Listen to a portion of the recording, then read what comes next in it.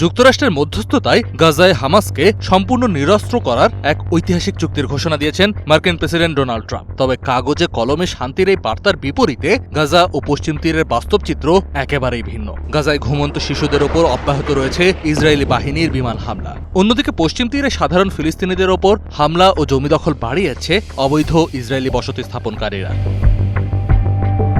গাজায় অস্ত্রবিরতি এবং হামাসকে নিরস্ত্র করতে একটি চুক্তিতে পৌঁছানোর দাবি করেছে মার্কিন প্রেসিডেন্ট ডোনাল্ড ট্রাম্পের বোর্ড অব পিস। ট্রাম্প জানিয়েছেন, এই চুক্তির আওতায় পর্যায়ক্রমে হামাস অস্ত্র সমর্পণ করবে এবং গাজা থেকে ইসরায়েলি সেনা প্রত্যাহার করা হবে।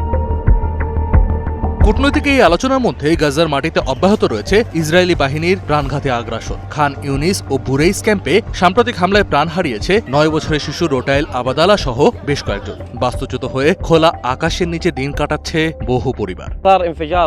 ওরা শান্তিতে ঘুমাচ্ছিল, মা, বাচ্চারা আর ওদের চাচা সবাই ঘুমাচ্ছিল। ওদের অপরাধ কি ছিল? ওরা তো কোনো ওয়ান্টেড আসামি ছিল না। ওরা কি ভুল করেছিল? গত বছরের অক্টোবরে একটি যুদ্ধবিরতি হলেও সেটি খুব একটা কার্যকর হয়নি। গাজার স্বাস্থ্য মন্ত্রণালয়ের মতে তখন থেকে এ পর্যন্ত ইসরায়েলি হামলায় ১,১০০-র বেশি ফিলিস্তিনি নিহত হয়েছেন এবং একই সময়ে অন্তত ৫ জন ইসরায়েলি সেনা মারা গিয়েছেন।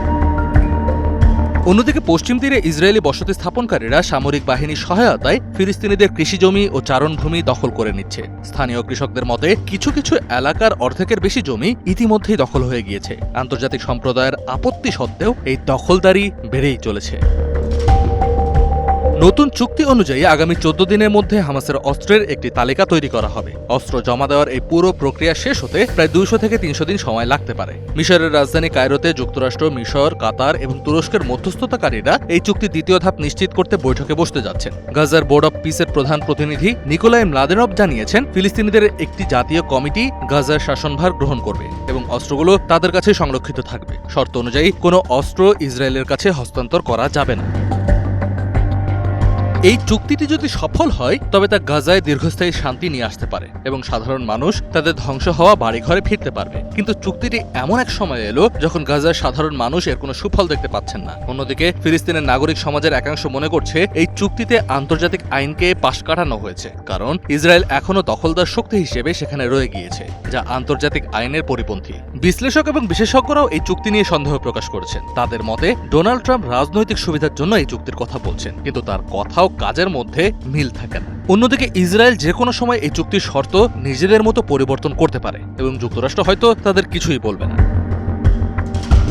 চুক্তির প্রধান শর্ত হল হামাস তাদের ভারী অস্ত্র, সুড়ঙ্গ ও অস্ত্র তৈরির কারখানাগুলো আন্তর্জাতিক পাহারায় নতুন ফিলিস্তিনি কর্তৃপক্ষের হাতে তুলে দেবে। এর বিনিময়ে ইসরায়েল ধাপে ধাপে গাজা থেকে তাদের সৈন্য প্রত্যাহার করবে। তবে গাজা এবং পশ্চিম তীরের সাধারণ মানুষ এই চুক্তিতে আশাবাদী হতে পারছেন না। পশ্চিম তীরের রাবা ও তালগ্রামে কৃষকরা প্রতিদিন ইসরায়েলি বসতি স্থাপনকারীদের সশস্ত্র হামলার শিকার হচ্ছেন, যাদেরকে অনেক সময় ইসরায়েলি সেনাবাহিনী সুরক্ষা দিয়ে থাকে। গাজার বাস্তুচ্যুত মানুষরা এখনও ধ্বংসস্তূপের মধ্যে বাস করছেন এবং প্রতিনিয়ত বিমান হামলার ভয়ে দিন পার করছেন।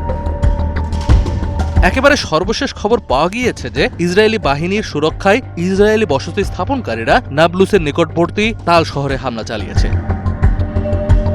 স্থানীয়দের অভিযোগ, সেটলাররা ইচ্ছা করেই ফিলিস্তিনিদের ওপর হামলা চালিয়ে সংঘাতের উস্কানি দিচ্ছে, আর তাদের নিরাপত্তা দেওয়ার অজুহাতে ফিলিস্তিনিদের ওপর দমন পীড়ন চালাচ্ছে ইসরায়েলি সেনাবাহিনী। জাতিসংঘের তথ্যমতে পশ্চিম তীরে সম্প্রতি সেটলারদের এই হামলার মাত্রা আরও বেড়েছে।